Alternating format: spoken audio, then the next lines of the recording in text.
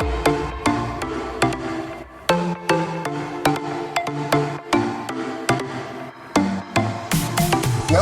and thank you for tuning in to The Human Training.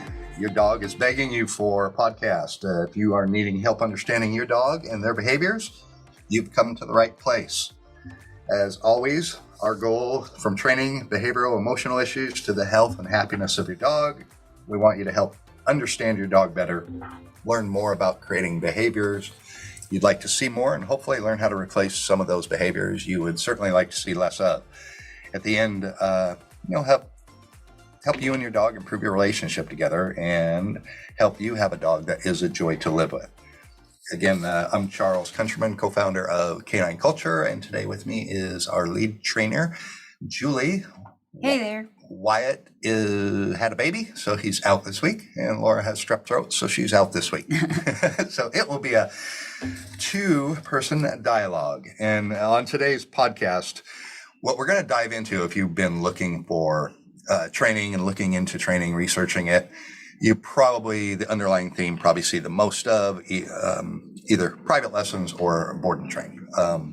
Board and train is definitely considered or classified a lot as an immersive training, because that is exactly what's occurring with the board and train, which is one of the reasons I like to say a difference between day and train or private lessons and a board and train is we'll get you where you want to go a lot faster with a lot less effort from the owner. There's still going to be effort. You can't replace owner effort, but a lot less. Now, on today's podcast, we're going to talk about board and training, but what's the difference between using a board and train program with a facility? We are a facility-based board and train company, or a board and train with someone that works from their home. What strikes you, Julie, as the biggest difference between those two? I would say the number one difference is the ability to socialize, whether it be people or other dogs. You can't do that in an in-home facility, because obviously, even if you have 2 to 3 dogs at a time, they get used those to dogs are going to be more than likely in a crate or somewhere put away.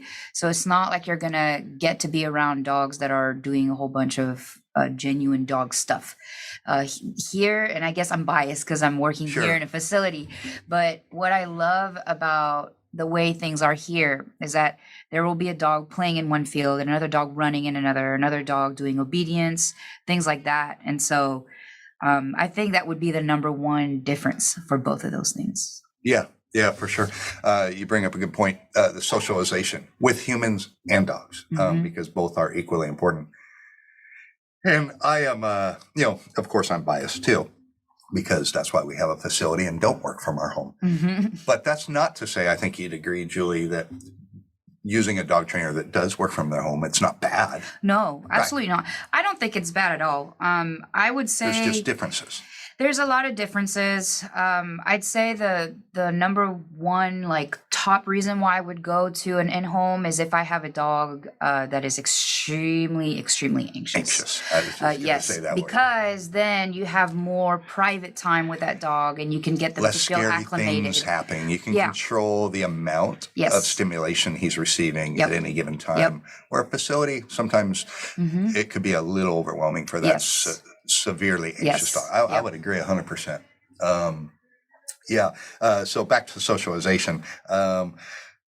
If you're working with a trainer that works from their home, if they're a busy trainer, they probably have 3 dogs, maybe 4.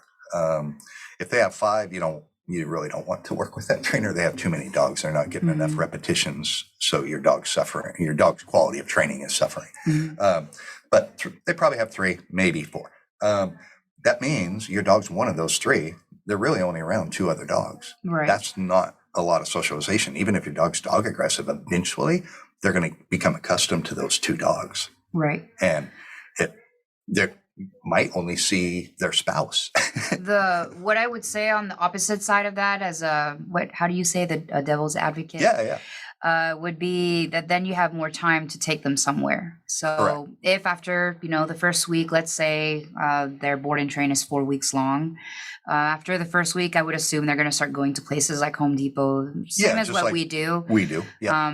But again, it's still like picky as to the kind of socializing you're going to get. Yeah, definitely. So, One of our strengths is, since we'll have 50 to 60 dogs between boarding dogs and training dogs in our facility any day, our dogs see fat dogs, skinny dogs, hyper dogs, lazy dogs, angry dogs, overly joyous dogs. They get to see a real glimpse of the real world when it comes to dogs' behaviors and personalities. And that's an important aspect of socialization, to help them show them through those interactions and those passing by in the training fields, in the hallway.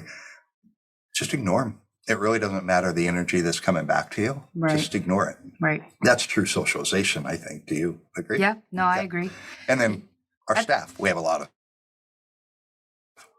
I think people always think that socialization means actually interacting. Right. That's the thing, is that they think it's how many times I've had an owner come in asking me if their dogs can go to the dog park because they want to socialize them. And I'm like, hey, you don't have to make your dog interact with another dog. They just need to be around all these new stressors, essentially, all these new things, and be comfortable and learn how to just relax, even if they're in front of something that's really weird to them. So yeah, I think that plays in our favor. Yeah, for sure. And if you want to learn more about socialization, we have a podcast that we did, what about 6 weeks ago, or a month and a half ago, on socialization, because it is such a misunderstood concept with owners and many dog trainers, but mostly with owners. Highly encourage you to listen to that.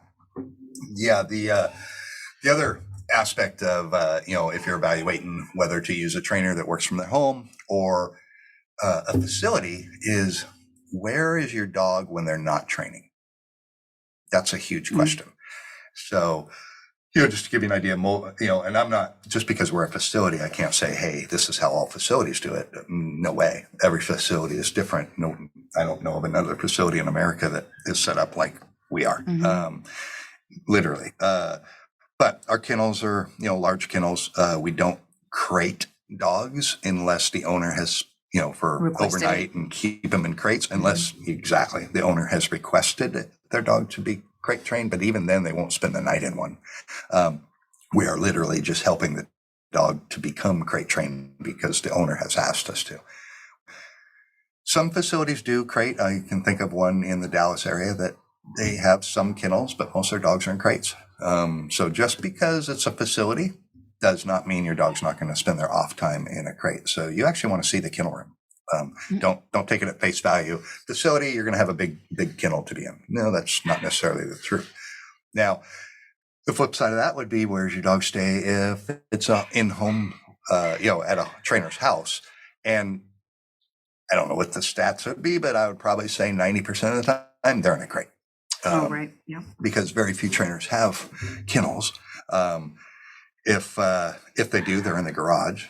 Well, if they are, you better make sure there's air conditioning in that garage, because so those are the, whether it's a facility or, a in-home trainer, at their home, you want to see where your dog's going to sleep.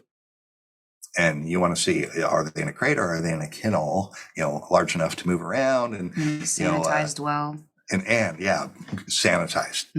How do they clean it? Right. Do they just use bleach? Do they just use... I would just straight up ask the trainer. If you're considering going to an in-home trainer, just ask, what is your process? That's a great If you do crate train them, how do you make sure that everything is clean and sanitized? What is your process? I love that. What are your steps, or what is your process to sanitize? And if it's a red flag for all of you listening, if you hear a trainer say, well, we sterilize, that's not possible. That's barely possible in a human surgical. I mean, sterilize, that's the, you can't do that. But sanitize means that sucker is, really clean. Or do they just clean it? And if you, like Julie said, like you just mentioned, if you ask them what the process is, and they're kind of, you can tell when it's ad hoc, just saying, oh, well, we mop it and, we'll wipe it down. that's not really a process. Right, I do right. that. I do that in my kitchen after I make a sandwich, but that doesn't qualify with my wife as a clean countertop. She's going to come back on the weekend and really clean. Maybe that's just us, right? Yeah. So ask what's the process. You would want to ask the same thing with a facility, because there are a lot of facilities that you almost want to fall over because they smell so badly, and that comes down to cleanliness. And it's not just cleanliness. Is the kennel bin sanitized? Are they sanitizing the air? What Right. steps are they taking to clean the air? Mhm. Because Bordetella, kennel cough, things like that, canine influenza, that's airborne. So, besides just cleaning the kennel, what do you do to clean the air? We use all kinds of air scrubbers, 3 different types just to clean the air. All right, so we've talked about where the dog's sleeping, where the dog's being stayed. Of course, everyone's going to ask, I would hope, how long and what their sessions look like. And that can vary a little bit from trainer to trainer. But I would say, everyone's kind of in the same bounds with, rotating. Well, I almost said something, but we were going to talk about that next week. So if you mention it, I'll say, hey, that's next week. Okay. So what's the other big differentiator in routines or processes between in-home and a facility? So the one that I can think of is in regards to tools. Tools. Is Okay. that okay to mention? Yeah, absolutely. I think that in an in-home, because everything is so set in stone, let's say the trainer has it in a crate, has their dog in a crate. So they go in the crate, they get them out, they go potty, they go into their next session, they go back to the crate, so on and so forth.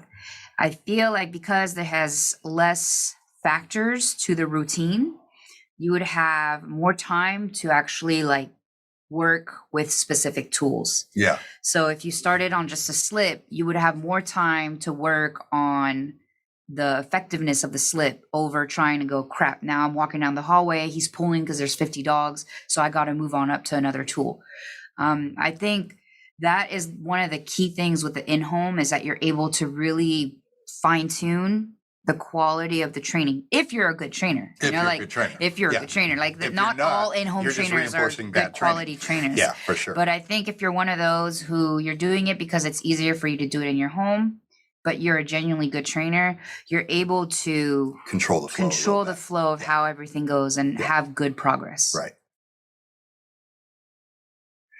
I think that's a great point. And probably an Achilles heel of a facility. That's one of the reasons our facility is over 50,000 square feet, is to try to give our trainers a lot of room to not set the dog up for failure. A lot of facilities maybe have 600, 900 square foot training area, and then they're training 3, 4, 5 dogs in that area.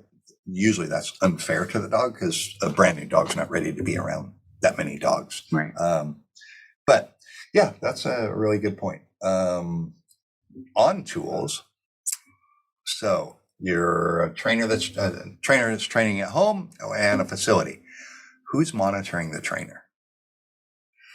Well, nobody, obviously. Right. And that's where I really would highly suggest to do your research, on this person. I know several years ago when I was looking into myself trying to start a business and trying to figure out my way as a trainer, and I would look into being an in-home trainer. I would look at other in-home trainers, and none of them made me feel I don't know. How do you even explain it? Comfortable. Yeah, none of them ease, made me feel comfortable that they could prove to me that they knew what they were doing. Yeah. Because at the time, even then, they didn't have the big social media that we have today, where we really show all these videos and stuff. So, I'd say nowadays, go on their Instagram, look at their videos, look at their pictures, ask them what kind of credentials they have, if they have any, because some people don't have any. Some people genuinely just learn through books and things. Yep. But that in itself should tell you, is that what you want? Because if you have a dog that just needs obedience, then I think an in-home trainer could work. If you have a dog that has genuine behavioral issues, that's where I would really dig. dig Yeah. to figure it out. I wouldn't. What's the right fit for you? I've heard so many horror stories from actual clients that we have now who have said, Yeah. "Hey, I took my dog to an in-home trainer and like he came back worse." Yeah. And that sucks, Yeah. because now you have to work even harder to figure out what to do. Yeah. Mhm. I like to, I think one of our strengths, but this does not mean it's a strength with the facility in carte blanche, is there someone monitoring the trainer, or, at least ensuring the trainer that's working with your dog, are they doing a good job? Are they kind? Are they loving? Is the dog having a good time? And if there's something going sideways, the dog's not picking it up, the trainer's not using the right tool, not using, being impatient with the dog, who calls the trainer out on it? Say, Right. hey, or it's not even Right. calling out on them. But keeps them in line to some just, degree. Yeah. gives them some feedback. Mhm. Where I think that's absolutely, to me, the biggest hindrance of working from a home is you don't have somebody working next to you says, hey, you know what? I faced that same problem with the dog Right. 9 months ago, and I did X, Y, and Z, and it worked like a charm. So now he does it, or she. Boom. Thank you very Mhm. much. They have to figure things out, trial and error. Right. And yeah, could they post a question on a social media platform? Yeah, but you don't. I don't take advice from. There's 2 or 3 trainers that we all follow. I would take advice from them, but the problem is it's hard to give advice because I don't know the context of the question. Right. Where are you? What's happening? What's the dog's? You can't just say, hey, how can I get my dog to X without knowing A through W first. Right. Otherwise your answer to that person is wrong, most likely going to be wrong. Bad advice. Where in a facility, if they're managed professionally, then there's people in place to assist, but also, To help them grow. just give them feedback and help them grow. Because there isn't a trainer alive that I know of that is done growing and learning.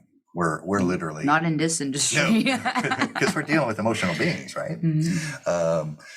Definitely a differentiation between the two, for sure.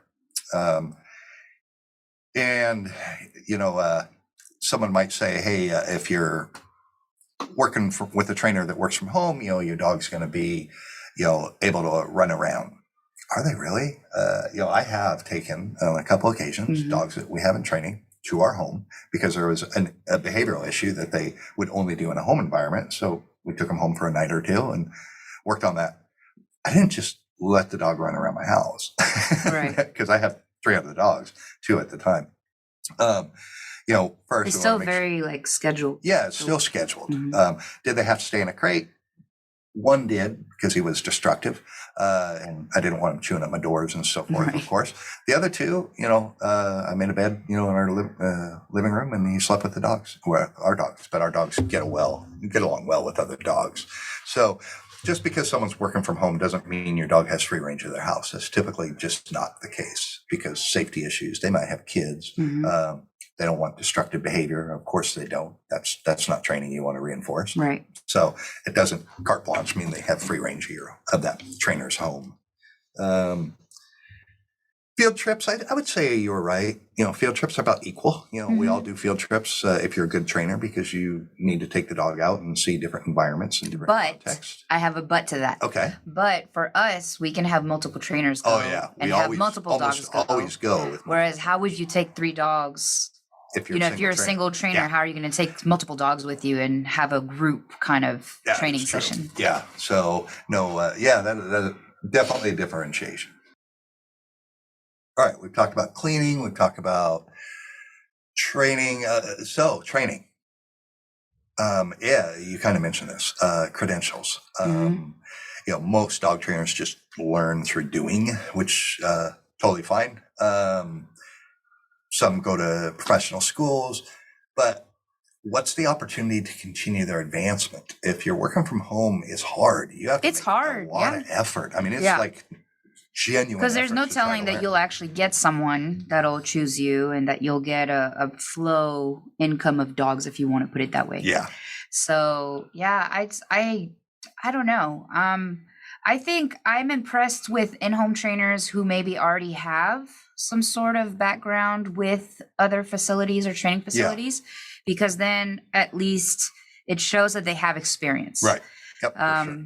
For me, if it's someone that's straight out of school, if I was really needing training, I feel like I would just kind of wait and see how they do. Yeah. You know, for sure. Just because they don't handled have, enough. yeah, exactly. They don't have that pure Just like experience. if you're going to get a surgery, you don't want a guy that just became a No. doctor yesterday. Right. I want a year or two under your belt. Right. At least 100 surgeries before you cut me open. The learning, gosh, every now and then I'll pick up something from one of our brand new trainers that's in training, just the way they worded something. I thought, that's a great way to explain that. Yes, to that's one a thing client. I love about working with so many people here. Yeah. You hear different explanations. And when you're working all by yourself, you don't get that exposure Right. to people as the trainer.